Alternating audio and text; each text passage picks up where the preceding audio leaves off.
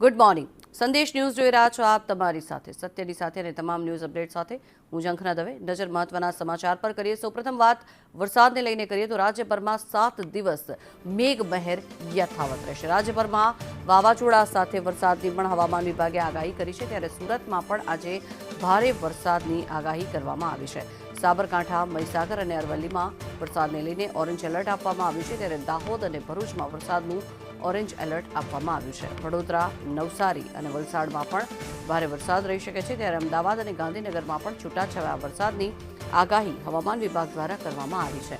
ત્યારે કચ્છ અને સૌરાષ્ટ્રમાં પવન સાથે વરસાદની આગાહી કરાઈ છે. ત્યારે અમરેલી અને ભાવનગરમાં પણ ગાજવીજ સાથે વરસાદ રહેશે. રાજકોટ અને સુરેન્દ્રનગરમાં પણ ગાજવીજ સાથે વરસાદની હવામાન વિભાગે આગાહી કરી છે.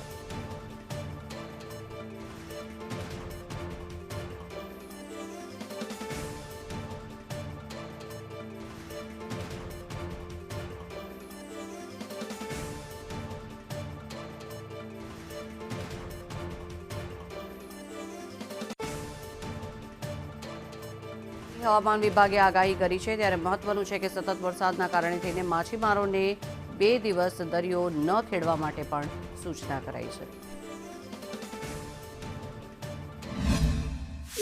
રાજ્યમાં 7 દિવસ ભારે વરસાદ રહેવાની આગાહી રાજ્યના હવામાન વિભાગ તરફથી કરવામાં આવી છે. આ સાથે જ વિંડીમાં પણ એક નજર કરીને જોઈએ કે કયા વિસ્તારમાં કેટલી આગાહી છે અને સાથે જ કયા વિસ્તારમાં જરૂરી એલર્ટ આપવામાં આવે છે. જ્યારે રાજ્યભરમાં સાર્વત્રિક વરસાદનું અનુમાન કરવામાં આવ્યું છે, જેમાં અમદાવાદ, ગાંધીનગર સહિતના વિસ્તારમાં કેટલાક ગ્રામ્ય વિસ્તારો હશે જ્યાં પવન સાથે વરસાદ પડી શકે તેવી સંભાવનાઓ છે. બીજી તરફ ઉત્તર ગુજરાતની વાત કરીએ તો ઉત્તર ગુજરાતના મહેસાણા, હિંમતનગર, રાંધનપુર, પાલનપુર સહિતના તમામ જે વિસ્તારો છે ત્યાં પવન સાથે ગાજવીજ સાથે ભારે વરસાદ રહી શકે છે. તો જરૂરી વિસ્તારોમાં યલો અને ઓરેન્જ એલર્ટ પણ જાહેર કરવામાં આવે છે.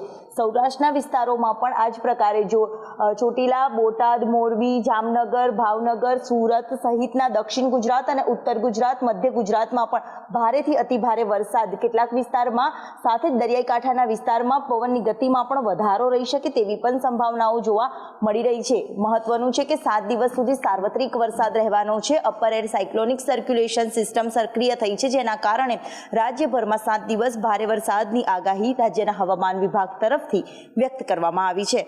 કેમેરામેન મનીષ વાણિયા સાથે દિવ્યા ચૌહાણ, સંદેશ ન્યૂઝ, અમદાવાદ.